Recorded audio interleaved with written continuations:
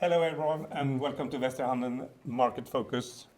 Today we will talk about Crunchfish. Since the Q1 report in May released, the share price has more than tripled and the company is in a turnaround according to the management, and just recently the company has also released two press releases that we will cover today. And here to talk about this is the CEO Joachim Samuelsson. Very much welcome. Thank you, Martin. Thank you. Shall we start with one of the press releases? You've launched a new tagline for the company. Yeah. Could you briefly describe what this approach is based on? Well, it's sometimes in a company's evolution you have to try to capture what are we all about. And currently what we're all about is rethinking payments, and that could come in many different forms. Everybody knows us that we have some fantastic approaches to offline payments, but we have also an approach to online payments that I'm sure we will cover as well. And then we have, as we announced this morning as well, is we actually also rethinking cash payments. So in all these three areas, we are rethinking it. And then last year's tagline, Trusting Clients, was actually broadening the concept to say, even beyond payments, Crunchfish technology is applicable. And that is sort of something that we sort of put a little bit too early in the forefront with Trusting Clients tagline, but we are now saying, let's let go of that one and instead focus on payments, but it's payments in all aspects, online payments, offline payments, as well as cash payments. So one of the basis for the new approaches is a package-based approach. Yes.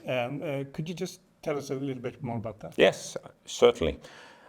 Back in the 90s, I was with Ericsson, and we were on the losing side because we were best in the world for circuit switch communication. All communication at that point was circuit switched. It was a circuit from my device, from my phone, usually using landline, all the way through a switch. It was a circuit there. If you cut that circuit anywhere, the call was gone. All right. So now, today, payments is a closed circuit. Yes. Even if what happened back in the 90s is that the Americans came about with an invention that came from Department of Defense. Department of Defense, they realized that our troops in battle, if we have a circuit to communicate with them, if the enemy cuts the circuit, we can't communicate to the troops. So they need a new protocol. They invented TCP/IP. This is the protocol for communication, which is packet-based, and it's became then in the 90s the internet, and that wiped out Ericsson's business. Ericsson also, just like Ines Usman said, we hope it's just a flyby, but it wasn't. It's transformed digital communications. What I realized a few years back was this, that even if they are using TCP/IP for digital communication, and this is all communications digitally, on the application side, like payment is an application, that sits on top of that protocol stack. This is a higher level protocol, the application protocol. That is still a circuit, because unless you have connectivity online over TCP/IP, it doesn't work because they built it that way. Unless, if we take a Swedish sort of real-time payment, unless Bank ID, the identification system, works, it doesn't work. If Swish, as the real-time payment switch, is down, it doesn't work. If your bank, if you're going to pay me, is down, it doesn't work. If my bank is down, it doesn't work. So it's essentially still a circuit. And what we as Crunchfish have realized that we could change the paradigm from this circuit-oriented thinking that is fundamentally in all payments into a packet-based thinking on the application level. Just like the Americans came and said, we think that data communication should be packet-based, and they were absolutely right. I believe we are absolutely right for saying payments on the application level have to be packet-based, because then you're getting resilience. You don't have resilience if you set it up as a circuit. Cut the circuit anywhere, it's gone. Payments only work if everything works. We can't have it that way. It's 2025. It's time for a huge change. And this is not really offline payments. This is redesigning online payments. It gets what the Americans said in the 90s or the 80s. We need survivability in the face of failure. So when we face failure on a link, on a node or anything, the communication needs to still work. That's what we bring. That's what we bring to payments, that payments still needs to work, even if there are hiccups, like you don't have internet. No, okay, so send it offline instead. Or that bank ID is down, doesn't matter, because we have trust in the client, so you can still trust that package that comes up. We are doing for payments what the Americans did for communications. That's what we come with. That's how we reinvent online payments. Yeah. So, how big of a change is this for a provider of the infrastructure? This is the good part as well. This is a revolution in itself because you bring resilience, but you can do it incrementally. So it's an evolution rather than a revolution.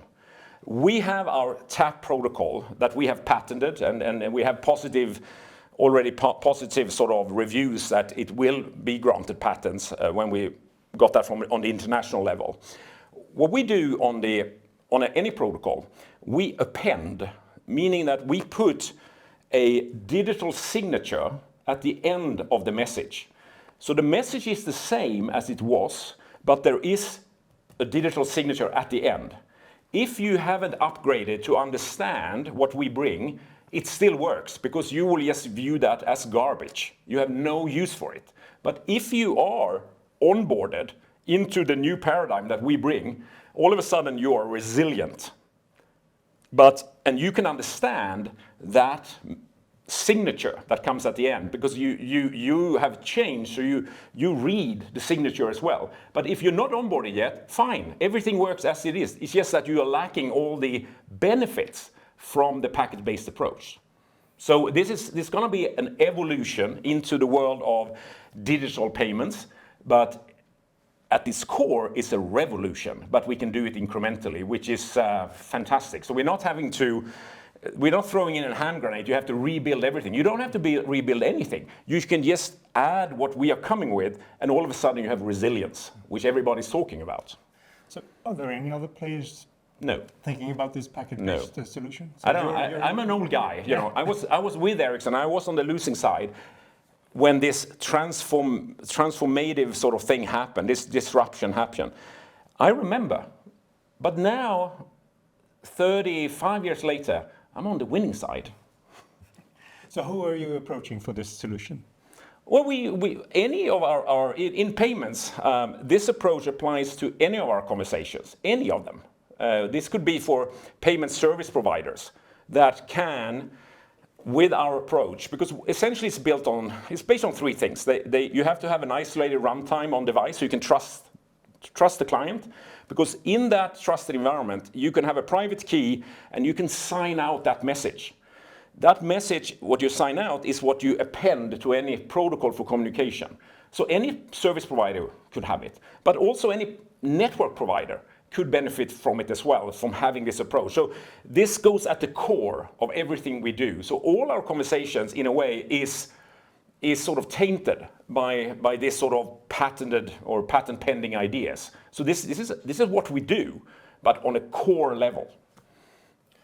And in the press release, you're also mentioning that you're developing offline payments as well, of course. Yeah.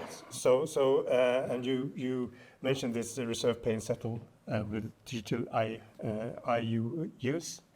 Yes. Yeah. And that's our approach. That when we are unique. I think offline payments is not that common among commercial payment systems. They have decided to, well, that's a bit of a niche thing. We don't have to bring it in because it's complicated and we don't know how. So let's just stay with online payments. Central banks, though, they have that physical cash, and they're thinking, well, if we're going to make it digital, it sort of have to work a little bit like cash, so it needs to be offline. So in all central bank projects, they are just considering how we should do it. But luckily for us, the way they do it, they are all wrong. Because the way they've done it is to think that they're going to digitize the banknote. You have a banknote, that's what they issue today, And now they're thinking digitally, let's have a digital euro banknote. That's not the way to do it. The way to do it is to have a digital IOU. This is how the card networks does it, by the way. When you pay to a card terminal, you are doing in sort of one step there that you are. Did we lose it? Yes, no worries. What's happening is that you are from your paying device, your smart card. You're signing an IOU. That's what you do. That's how it's built. And that's why change that. That's a winning formula. And that's what we do as well. And then what we bring as well is that you can have a stored value as well. That's the reserve step. So what we know is that even if it's complete offline, there's no credit risk because the money that you're paying offline has already been secured by a reservation online. The card payments doesn't work that way. If there is offline payment happening, the card terminal is offline, your smart card is always offline. If it's offline, then it's a credit risk. You may not have coverage for that payment. We take away that because we have reserve and then we pay offline just like the card rails do. And then we settle just like the card rails do. But we bring in the stored value. We bring in the reservation as well. Plus that we change a little bit the protocol to a smarter protocol, I would say, because we have integrity all the way from the secure environment on the payer's phone. What message we send to the, say, terminal is very much the same message. It's identical to what is also sent to the backend. Card terminals doesn't do it that way. They do some mumbo jumbo with that message and they send another message. That's why we get all our patents, because we have fundamentally changed to a more secure way of having end-to-end integrity from that secure environment on the phone to terminals, to the backend. Integrity all the way, that's what's needed. So offline payments, online payments, they are fitted into a setting where the first press release you released this morning about digital cash comes in. Rethinking digital. Well, as I said, we are rethinking online payments. We are rethinking offline payments, as you've heard. But what's interesting, and that's why we are triggered by. Let's change the tagline now, because we're not just rethinking, say, digital payments in both online and offline form. No, we're not. We're thinking all kinds of payments, even cash payments. Because the use case that I heard about when I was in Bangkok, there were two conferences back to back. First was a cash conference, physical cash conference, technology around that.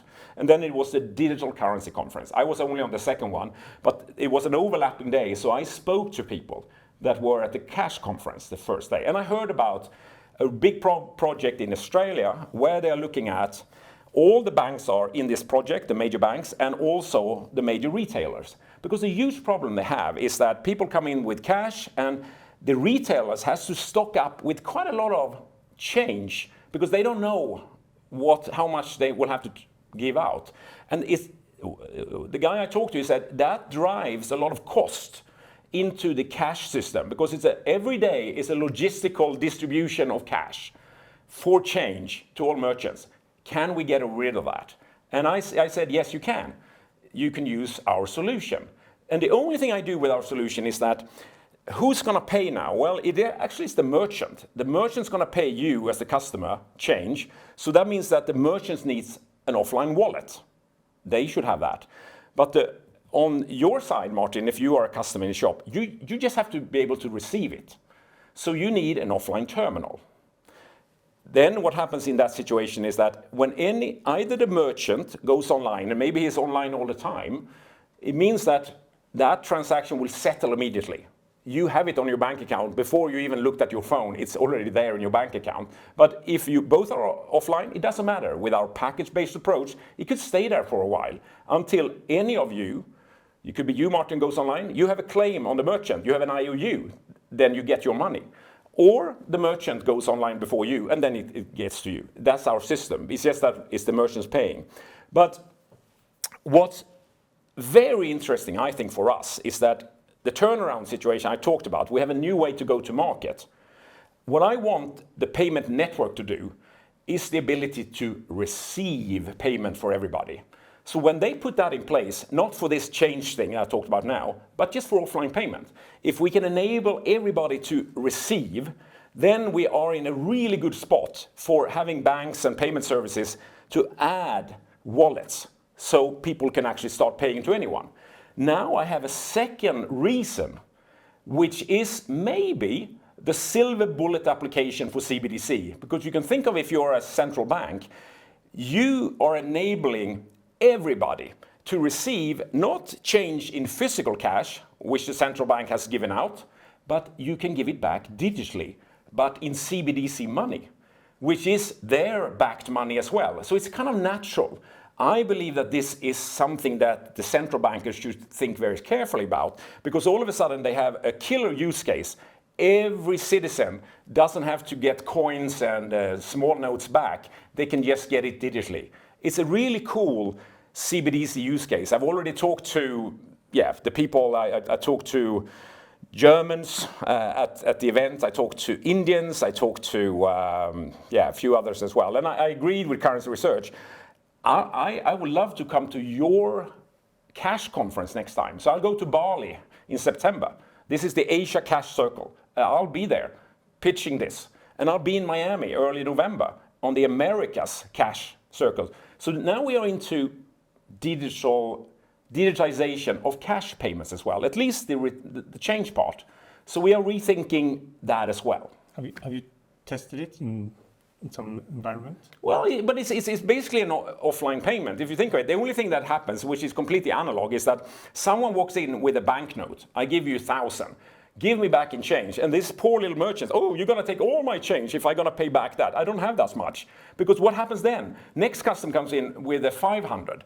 He can't take any more payments. So having cash physically as a change mechanism is not a good idea. But if you can actually get most of the customers to just receive it back digitally instead, then maybe he gets away of 90% of his change problem, and it decreases significantly the logistical handling of cash for merchants. And that's why we know. And we don't have to, it's just the merchants is signing out something, but this is our product that we've had this ages. So I'm not changing anything. It's just that I onboard merchants instead as payers. That's it. But you have to start with the central banks to approach this? No. Or... I can do this. I've approached Swish this morning and say, well, hey, why don't you, we don't have much cash left, but you can help. This could be another Swish use case. You could pay here in Sweden. You can pay back with Swish. So it's not built on, it needs to be, again, we are completely agnostic to whether it's CBDC, if it's instant payment, or you can get back in Bitcoin if you want to. I don't mind. It's how the system wants to be set up. But I'm saying it's an opportunity for central bankers to actually get it back in central banked money, which is CBDC. But there's nothing in my technology that, makes that a rule or anything. So what's your next step in this area? What's your concrete? I just told you I'm going to be at 2 conferences. I have a dialogue already today with a major European, who are in Sweden we have Svenska Myntverket. They're doing they do the printing of the money. Yeah. I'm going to talk about probably the biggest one in Europe. So this travels, this idea. But that's not the only discussion, but this discussion will be brought up as well. That's a little bit one reason why I say, well, let's bring it out now, this idea already. And because that's the second press release, as you know. But then we had an opportunity then to frame everything we do, how we rethink online payment, how we rethink offline, how we rethink cash payments. And also, as I have it as an ending chapter, we still can go beyond payments, because all our patents, half of our patents are generic, has nothing to do with packet-based payment application. Could go for anything. What could you go for? We completely replace bank ID for identification, or for authentication. As I said, if you can trust the client, you don't need to basically go online to have that trust. Any application can build in bank ID sort of type of trust, but straight into the application. And I have some, in my press release, I have I have three areas. I have one which is authentication and identification, which is sort of like bank ID. You can use that for logging into places or basically having access to a service. We can do that. We have trust in the client. That's what that gives. Then we can have anything which, it could be military operations. Now in our security situation, having online all the time makes things vulnerable. Now things can happen also offline. So this could be for military sort of things in order to do secure things completely offline. And the other area I think was in there was Internet of Things. That is sort of that could also use this, which in a home environment, your things could actually, in an offline sense, authenticate themselves. So central nodes could actually trust that it is not someone spoofing here. It's something from your home because it's only that. It's basically they have not a wallet, but they have a trusted environment, so I can trust who it is. This applies much wider, and that's what I had. This is beyond payments, but we're not focused there. But we have it. On payments. Yeah, but we have it. Yeah. We have patents for it. And in your recent report, you talked about the turnaround for the company. Yes. Could you just elaborate on that? Well, a lot of people have called me. I don't know how many calls I got. What is happening with Crunchfish? Come on, what is happening? And they started calling already when the price has doubled, and now it's almost doubled once again. What has happened, I believe, and that's what I'm telling things, it is that people are getting, finally, that the new approach to the market that we have, that we understand that we should sell the ability to receive payments to the networks. And we can almost give that away for free. For instance, NPCI. NPCI is the mother of networks. They have all networks in India, so they are a huge network player. But there are many others as well, but they are one. They should enable their users to receive payments. They already do it online, but they should do it also offline. That's what they should do. Then we have a market of thousands of payment service provider who can integrate offline wallets so they can make payments. So you're making a sort of standard for the payments? Yeah, I think if we crack MPCI, I think they are so, everybody looks at India, given that half of the instant payments are happening there. If we set sort of like a standard with them, if we do that, which would be great for us in India, but I think it will have repercussions in the whole world.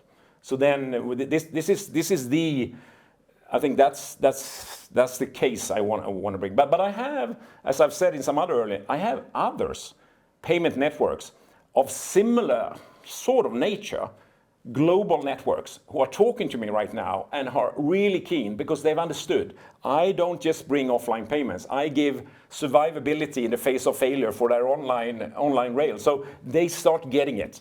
So this is starting to explode. And the discussions or the stock prices, I think, is a reflection of that. Many people are now just holding their stock. And those people who are daring enough, they may invest some more, and that is what's happening. And I think we're getting new investors as well. Before we've just been losing investors, because the people have belief in us. The turnaround is not just our turnaround in our approach. This translates now to a turnaround in perception of Crunchfish, that we were a losing company. I've seen so many bad mouthing of us, you couldn't believe it. I've stopped even actually reading it, but sometimes it's some really nasty comments slips through. They don't have an idea what they're talking about because they don't understand technology, these people. But if you look at the situation and look at the potential and bother to read what we do, you will get an understanding that we are at the cusp of maybe transforming payments in every aspect of the way. And that's just a humongous opportunity that we are sitting on. Yeah. You see, and I mean, there's huge expectations for this to happen, but a concrete validation of this plan is to get a deal with NPCI, for example. Yes, I know. I'm working on it. Can you tell me anything about the time aspects of this process? Well, we are. It's progressing. They have a fantastic CEO in that company. He was the first employee. He's been there for 16 years. He leads. He's a strong guy. He gets it. What I'm saying, he understands, and we are now working on trying to see, setting up this way, because essentially it becomes a partnership. Because MPCI, they are the payment network, and they already serve thousands of payment service providers that is using their payment network. He wants this technology so he can actually be resilient for his payment services, also offline. He wants this resilience, and I can bring that. But what I can then get, the opportunity for me is to be able to access those many payment services, and there are thousands. We have only one, and if they go for the full volume of what they, we have this ladder. If they go for 20 million users, we're getting more than $4 million from them. That covers us for 2 years. It's a 2-year contract. So basically they're paying for all our costs. Yes, one customer, and there are thousands of them. You do the math. It's a great opportunity. Yes. And the Reserve Bank of India is upgrading its digital rupee. Yes. To a value-based token. Is that a factor in this process? Yeah, absolutely. MPCI is delivering the rail. They are the payment network for the digital rupee, this value-based. They had the previous one as well, but they have it. So if we set the deal with MPCI, maybe the first application, the first payment service we should start with is the digital rupee, because RBI is really driving for, we want to see offline. They're really driving for it. So that would be quite nice. And maybe then we can do the digital change one as well at the same time, maybe. But so RBI is pushing MPCI, we want offline. So that's in a way, making MPCI, they need to deliver. And I give them a solution on the silver plate. They can just do the receiving side. And then we let each payment service, the banks, the payment service, they should do the offline wallets. And that's what we should set up. And then we can get going. And that could be for the digital rupee, but that could be for UPI. This could be for the card scheme of rupee. We can improve that. It could be for stablecoin, which is coming in India. It could be for PPIs, which is a prepaid instrument, which all settles on UPI rails. So it could be for anything. But the world is it's just sitting there. So if we set MPCI, we have a fantastic, the best, I would say, partner to go anywhere for any network in India or any payment scheme in India, and that sets a standard for the rest of the world. Yes. That was I was supposed to say that it would be a key thing to have in place for reference. I agree. That gives us reference, and it will give us money. I will not give this for free, even if it has advantages for me. I will get money, and they have money. They're very profitable, MPCI, as they are. On the UPI rail, they do 17 billion transactions a month. That's, I think, during peak, it's more than 10,000 transactions per second. But they've been down. Think of this. They've been down 3 times the last month, 4 hours. And if you do 10,000 transactions per second, you do the math of how many Indians are standing there and not being able to pay because of this. So this is on Prime Minister Modi's level. And this needs to be solved. And they are doing some things, but fundamentally, I think, let's rethink payments, even for online. And we have the technology. And this very smart CEO, he understands that the fundamental technology, the deep technology we bring, could help him not only to deliver offline use cases, but also to make resilience also for online payments. And then this is news to him. I haven't told him this yet, that we can actually give back digitally change if someone pays with a physical banknote. But that's also there on the table. Yeah. So there's a lot going on, a lot of prospects. It's just an enormous... Patrick asked me when I flew home, did you have any leads? And I said, I have a truckload of leads from Bangkok. So you have resources to address the leads? Well, yeah, we work as hard as we can, but we're not many, but we are good. Yep. Thank you very much, Joachim, for telling us more about this new approach and the turnaround. And we're happy to follow the news flow from Crunchfish. Thank you, Martin, for letting me have the word here for a minute. And thank you to you, all the viewers, and see you soon. Bye. Bye.